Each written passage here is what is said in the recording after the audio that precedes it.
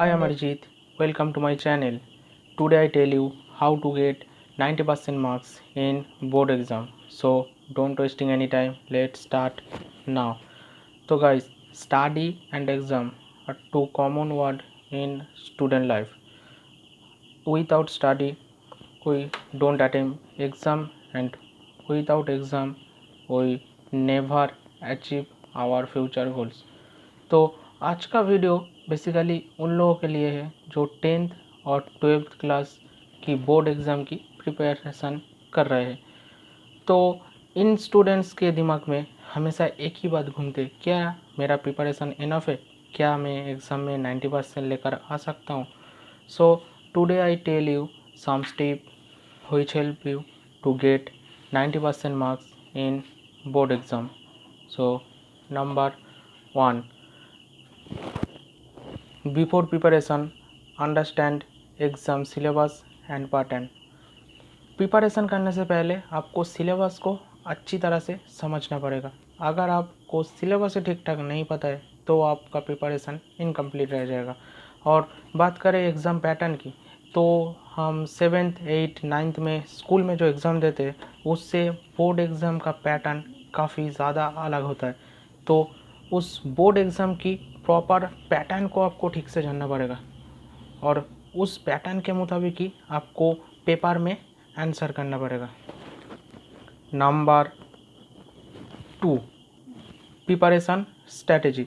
Exam के पहले आपको एक प्रिपरेशन स्ट्रैटेजी बनाना पड़ेगा। यहाँ पर preparation strategy means proper time table. एक प्रॉपर टाइम टेबल ही आपको एग्ज़ाम में अच्छा मार्क्स ले आने में हेल्प करेगा अगर आप उस प्रॉपरली टाइम टेबल को प्रॉपरली फॉलो करते। Number 3, focus on MCQ and short answer type exam. आजकल बोर्ड एग्ज़ाम में MCQ और शॉर्ट आंसर टाइप क्वेश्चन बहुत ज़्यादा आ रहा है। मैक्सिमम 30 to 40 मार्क्स का शॉर्ट आंसर टाइप क्वेश्चन आता ही है। तो अगर आप शॉर्ट आंसर टाइप क्वेश्चन और MCQ पे फोकस करेंगे तो वहाँ से आपको काफ़ी ज़्यादा मार्क्स मिल सकता है। Do writing practice and make you self evaluation.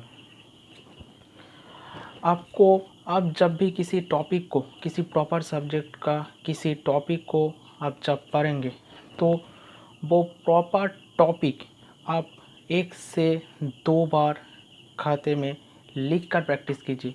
ये आपको अपने आप को इम्प्रूव करने में हेल्प करेगा। और अगर आप किसी भी चीज़ को लिख कर प्रैक्टिस करते तो उसको आप एग्ज़ाम में प्रॉपर तरीके से आउटपुट निकलेगा। And number 5, prepare your dream marksheet. अब यहाँ पर ड्रीम मार्कशीट मीन्स आपका बोर्ड एग्ज़ाम में टारगेट क्या है, मीन्स आप किस तरह से नंबर चाहते। मान लीजिए आपको जियोग्राफी में 90% चाहिए, हिस्ट्री में 90% चाहिए, English, math, life science, physical science 90% और बाकी अदर सब्जेक्ट में जो नंबर चाहिए। ऐसे ही एक नंबर का कॉलम बनाइए, प्रॉपर सब्जेक्ट को लिखिए और मार्कशीट जैसा होता है ऐसा ही एक मार्कशीट तैयार कीजिए।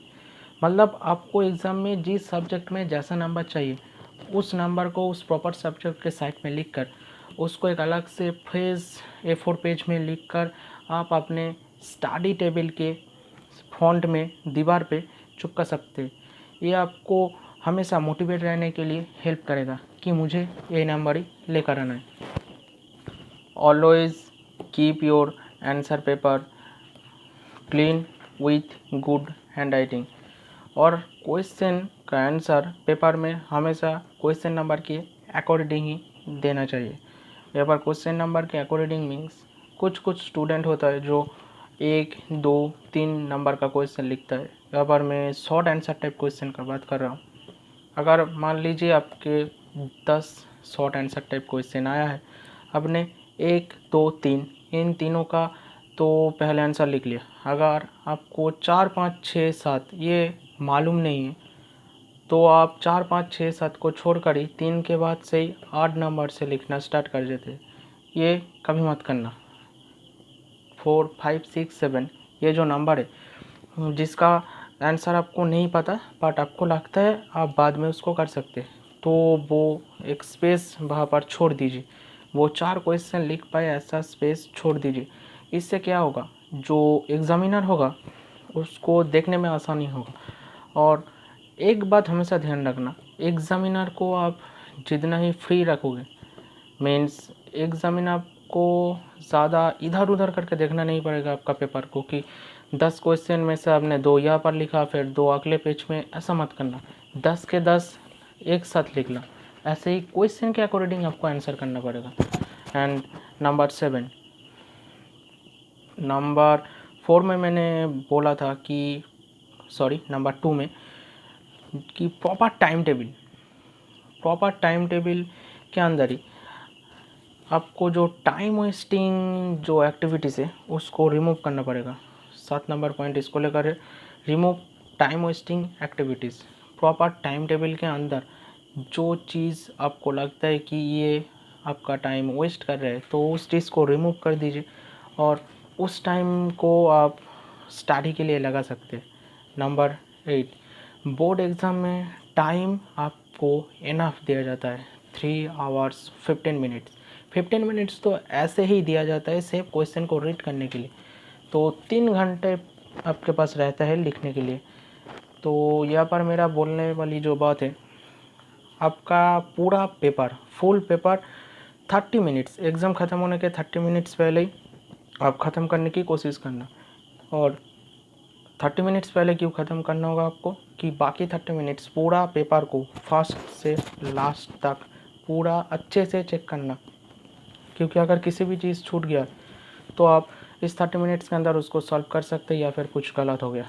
तो हमेशा एग्ज़ाम की 30 मिनट्स पहले आपका पूरा पेपर को ख़त्म करने की कोशिश करना। तो जो स्टूडेंट्स एग्ज़ाम में 90% ले आने की सोच रहा है, बोर्ड एग्ज़ाम की बात कर रहा हूँ, 90% ले आने की टारगेट है, वो लोग ये 8 टिप्स फॉलो कर सकते हैं। आपको पूरा 8 टिप्स ही फॉलो करना पड़ेगा, एक भी कम नहीं। मैंने जो 8 टिप्स बताया, 8 की 8 ही आपको फॉलो करना पड़ेगा, फिर आपको एग्ज़ाम में 90% ज़रूर आएगा, अगर आप 8 टिप्स को अच्छे से फॉलो करते हो। और एक और बात मैं एक बार फिर से रिपीट कर रहा हूँ, प्रॉपर टाइम टेबल। आपको एग्ज़ाम में 90% अगर लेकर आना है बोर्ड एग्ज़ाम में, तो आपको एक प्रॉपर टाइम टेबल की बहुत ही ज़रूरत है, क्योंकि अगर आपको टाइम टेबल आपने नहीं बनाया तो आप एग्ज़ाम में 90% लेकर नहीं आ सकते। तो at first make a proper time table, जो आपको एग्ज़ाम में 90% लेकर आने से बोर्ड एग्ज़ाम में बहुत ज़्यादा ही हेल्प करेगा। तो आज के लिए बस इतना ही टिप्स था, ये 8 टिप्स आप लोग फॉलो कर सकते हैं आपको अगर एग्ज़ाम में 90% चाहिए। तो जिन स्टूडेंट्स को भी ऐसी स्टडी रिलेटिव और वीडियो चाहिए तो सब्सक्राइब कीजिए गाइडर अरिजीत चैनल को, और साइड में आए बेल आइकन को ज़रूर दबाएं लेटेस्ट अपडेट के लिए। और अगर ये वीडियो अच्छी लगी तो एक लाइक ज़रूर करना, और अगर किसी भी तरह का कोई भी सजेशन रहा तो कमेंट्स में ज़रूर बताना। अगर आपको और भी कुछ टिप्स पता है तो कमेंट्स में ज़रूर बताना। तो आज के लिए बस इतना ही। Have a nice day, bye bye.